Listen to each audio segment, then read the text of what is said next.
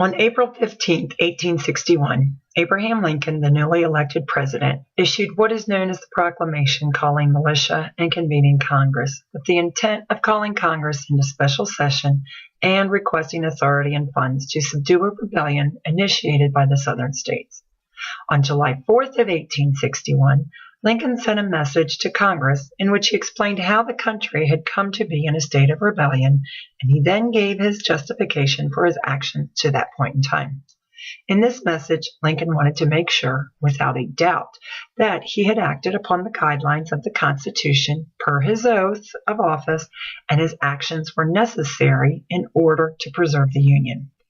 Throughout this message, we can see Lincoln's heavy reliance on the words of fellow statesmen such as Henry Clay and Andrew Jackson, his lessons learned from his own personal experiences as a congressman during the Mexican and American War, and his own interpretation of the Constitution. As he explained the early months of his presidency, he relied on all of these sources to explain how he saw it as his responsibility to preserve, protect, and defend the Union. Document opens July 4th, 1861. Fellow citizens of the Senate and House of Representatives, having been convened on an extraordinary occasion as authorized by the Constitution, your attention is not called to any ordinary subject of legislation. At the beginning of the present presidential term, 4 months ago, the functions of the federal government were found to be generally suspended within the several states of South Carolina, Georgia, Alabama, Mississippi, Louisiana, and Florida. Within these states, all the forts, arsenals, dockyards, custom houses, and the like, including the movable and stationary property in and about them, had been seized and were held in open hostility to this government. He then goes on to mention Fort Pickens, Taylor, Jefferson, and then Fort Sumter as still being within the control of our government. The forts thus seized had been put in improved condition, new ones had been built, and armed forces had been organized and were organizing all avowedly with the same hostile purpose. Lincoln wants to make it clear that before he had even taken office, 7 southern states had seceded from the Union and therefore considered themselves outside of the jurisdiction of the powers of the national government. He then goes on to give examples of how these states were using federal property in order to prepare for war against the United States. The forts remaining in the possession of the federal government in and near these states were either besieged or menaced by warlike preparations, and especially Fort Sumter was nearly surrounded by well-protected hostile batteries, with guns equal in quality to the best of its own and outnumbering the latter as perhaps 10 to 1. A disproportionate share of the federal muskets and rifles had somehow found their way into these states and had been seized to be used against the government. Accumulations of public revenue had been seized for the same object. Officers of the Federal Army and Navy had resigned in great numbers, and of those resigning, a large portion had taken up arms against the government. Lincoln gives a report of the state of the military outposts, forts, arsenals, and supplies in the seceding states, and gives specific attention to those hostile batteries that surrounded Fort Sumter. Simultaneously, and in connection with all this, the purpose to sever the federal union was openly avowed in accordance with this purpose. An ordinance had been adopted in each of these states declaring the states, respectively, to be separated from the national union. A formula for instituting a combined government of these states had been promulgated, and this illegal organization in the character of Confederate states was already invoking recognition, aid, and intervention from foreign powers.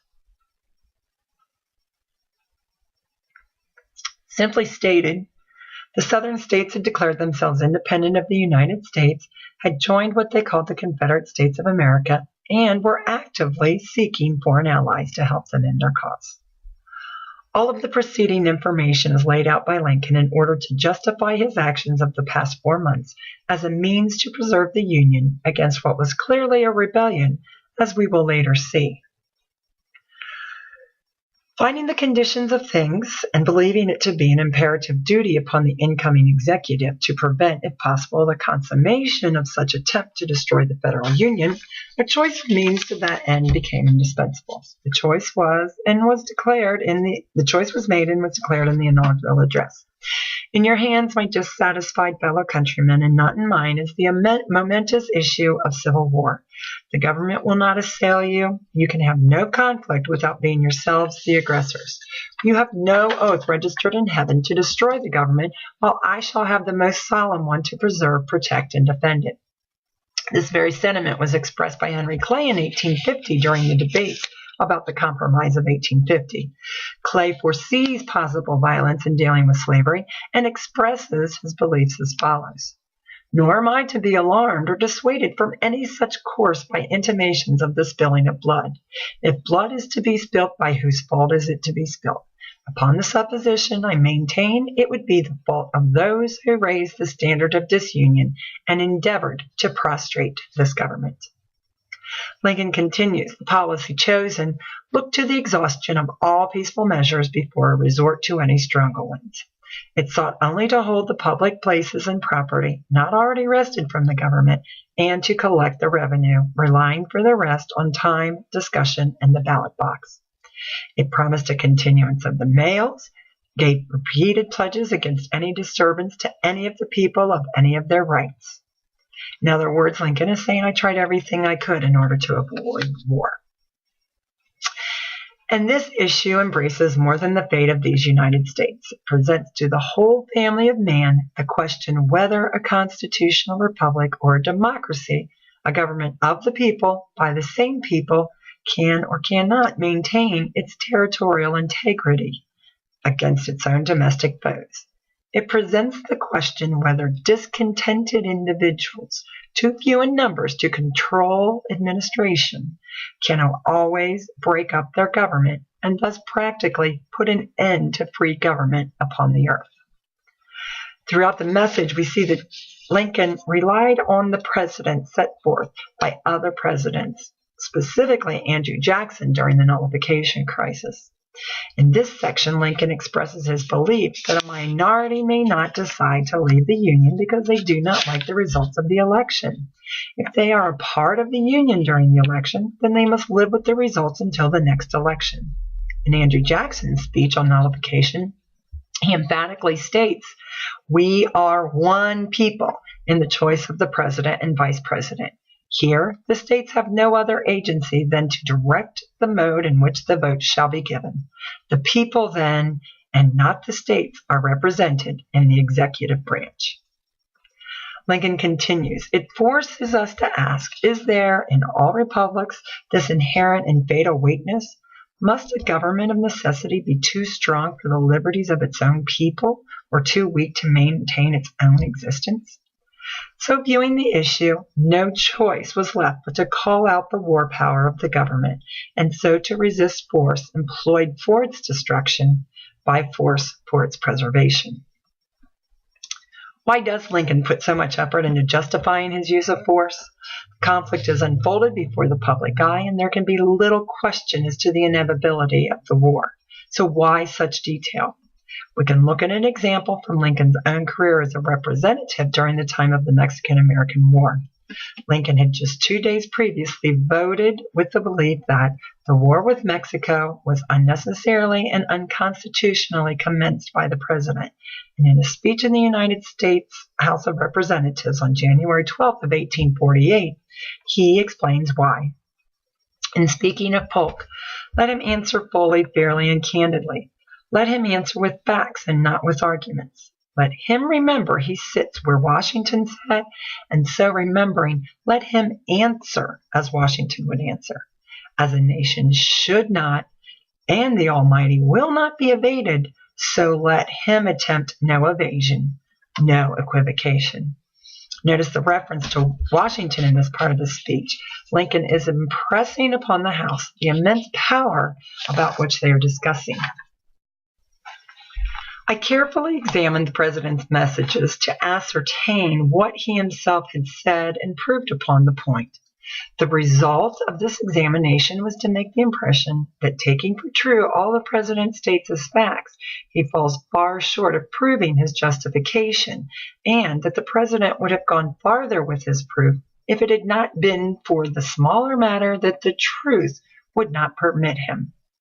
Lincoln comes right out and says that Polk did not have the necessary facts to justify the war with Mexico, and thus supported his vote as the previous 2 days. Having gone through this from the legislative point of view years earlier, Lincoln wanted to make certain that he, unlike Polk, gave solid, substantial, and accurate facts supporting his actions. Soon after the first call for militia, it was considered a duty to authorize the commanding general to suspend the privilege of the writ of habeas corpus, or in other words, to arrest and detain without resort to the ordinary processes and forms of law such individuals as he might deem dangerous to the public safety. He now broaches the controversial subject of his suspension of the writ of habeas corpus. This authority has purposely been exercised, but very sparingly. Nevertheless, the legality and propriety of what has been done under it are questioned, and the attention of the country has been called to the proposition that one who is sworn to take care that the laws be faithfully executed should not himself violate them. Lincoln goes on to talk about how here's the South, they're not allowing us to enforce any laws because they're no longer part of it, but now people want us to enforce this one, and how is that possible? He continues, even in such a case, would not the official oath be broken if the government should be overthrown when it was believed that disregarding the single law would tend to preserve it? The provision of the Constitution that the privilege of writ of habeas corpus shall not be suspended unless when, in cases of rebellion or invasion, the public safety may require it. It was decided that we have a case of rebellion and that the public safety does require the qualified suspension of the privilege of the writ which was authorized to be made. Here is where Lincoln's groundwork comes back into the scene. He had previously explained how these actions could be considered a state of rebellion. Now he can say that he is therefore justified in his action of suspending the writ of habeas corpus. Now it is insisted that Congress and not the executive is vested with this power. The Constitution itself is silent as to which or who is to exercise the power, and the provision was plainly made for dangerous emergency. It cannot be believed the framers of the instrument intended that in every case the danger run its course until Congress could be called together, the very assembling of which might be prevented, as was intended in this case, by the rebellion.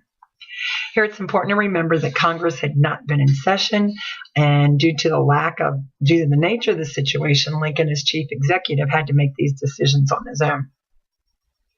It might seem at first thought to be of little difference whether the present movement of the South be called secession or rebellion. The movers, however, well understood the difference. At the beginning, they knew they could never raise their treason to any respectable magnitude by any name which implies violation of law. They knew their people possessed as much of moral sense, as much of devotion to law and order, and as much pride in and reverence for the history and government of their common country. They invented an ingenious sophism which, if conceded, was followed by perfectly logical steps through all the incidents to the complete destruction of the Union. The sophism itself is that any state of the Union may, consistently with the national Constitution and therefore lawfully, can peacefully withdraw from the Union without the consent of the Union or of any other state. This little disguise that the supposed right is to be exercised only for just cause, themselves to be the sole judge of its justice, is too thin to merit any notice. They've been drugging the public mind of their section for more than 30 years. They have brought many good men to a willingness to take up arms against the government. The day after some assemblage of men have enacted this farcical pretense of taking their state out of the Union, who could have been brought to no such thing the day before. Here's an attempt to differentiate the actions of the South as either a secession or rebellion. And he basically explains that the Southern elite had already spread the idea that secession was justified by the Constitution. When they finally chose to do it, fellow Southerners easily fell in line with what they had been told. Again, referring back to a statement by Jackson, the laws of the United States must be executed. I have no discretionary power on this subject. My duty is emphatically pronounced in the Constitution. Those who told you that you might peaceably prevent their execution deceived you. They could not have been deceived themselves. They know that a forcible opposition could alone prevent the execution of the laws, and they know that such opposition must be repelled. Their object is disunion, but be not deceived by names. Disunion by armed force is treason. Lincoln continues, it may be affirmed without extravagance that the free institutions we enjoy have developed the powers and improved the condition of our whole people beyond any example in the world. He goes on to give an example of how we have maintained an all-volunteer army, and within that army we have people from all walks of life who are willing to put their lives up for the cause of this government. Whoever in any section purposes to abandon such a government would do well to consider, in deference to what principle it is that he does it, what better he is likely to get in its stead, whether the substitute will give so much of good to the people. There are some foreshadowings on this subject. Our adversaries have adopted some declarations of independence in which they omit the words, all men are created equal. Why? They have adopted a temporary national constitution in the preamble of which, unlike our good old one signed by Washington, they omit we the people and substitute we the deputies of the sovereign and independent states. Why? Why this deliberate pressing out of view the rights of men and the authority of the people? Lincoln wants to make certain that he gives reasons to these Southerners as to why it's foolish to secede, and basically they're saying that they have obtained their current freedoms because of the very government from which they want to secede. He also questions if the Confederate States would be a republic because of the change they made to the preamble from we the people to we the deputies of the sovereign and independent states. This is essentially a people's contest. On the side of the Union, it is a struggle for maintaining in the world that form and substance of government whose leading object is to elevate the condition of men. I am most happy to believe that the plain people understand and appreciate this. It is worthy of note that while in this the government's hour of trial, large numbers of those in the Army and Navy who have been favored with the offices have resigned and proved false to the hand which had pampered them. Not one common soldier or common sailor is known to have deserted his flag. Great honor is due to those officers who remain true despite the example of their treacherous associates. But the greatest honor and most important fact of all is the unanimous firmness of the common soldiers and common sailors. To the last man, so far as known, they have successfully resisted the traitorous efforts of those whose commands but an hour before they obeyed as absolute law. This is the patriotic instinct of the plain people. They understand without an argument that destroying the government which was made by Washington means no good to them. Look to the common man, Lincoln is saying. He understands what this is all about. They have not abandoned their government like their wealthy, better educated leaders. Our popular government has often been called an experiment. 2 points in it our people have already settled: the successful establishing and the successful administering of it. One still remains: its successful maintenance against a formidable attempt to overthrow it. It is now for them to demonstrate to the world that those who can fairly carry an election can also suppress a rebellion. The world is watching. We created A government for the people, have followed that government for over 80 years, but can we keep it intact? If we fail in this effort to preserve the Union, what will they say about our system of government? We must show the world that it is the election process that makes our decisions, not the use of force by those who don't like the results of the people's votes.